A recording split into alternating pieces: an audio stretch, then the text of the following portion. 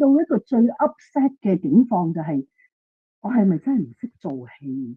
即係點解冇人俾機會我去做一啲唔同嘅嘢嘅？收尾後期係悲哀到咧，即係我都喺 TVB 做咗好多年啦，然後我一定係有一啲相熟嘅監製啊咁佢成，咁佢就話嗱。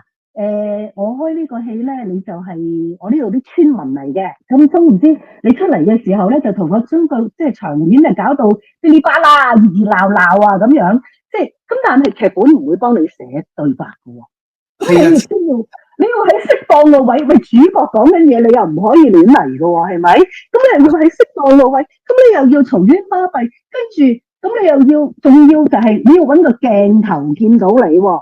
因為鏡頭見到你先至有 show 喎。係啊，所以就係你明唔明啊？所以做到就係，喂，點解我哋做演員做到係咁樣嘅？係直頭係，即係你要去揾我。其實講得難聽啲，嗰陣時嘅心態，覺得自己係臨時演員都不如㗎。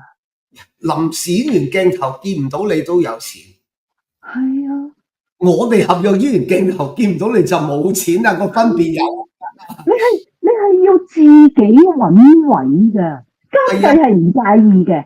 監製即係佢預咗有啲咁嘅人喺度，但係問題劇本係唔會寫呢啲人嘅，咁你就要鬼鬼祟祟啦。即係你睇到兩個主角喺度傾偈，你就要喺啲即係你又喺啲唔覺意嘅時候，你喺佢哋後邊行過，咁你就有多啦。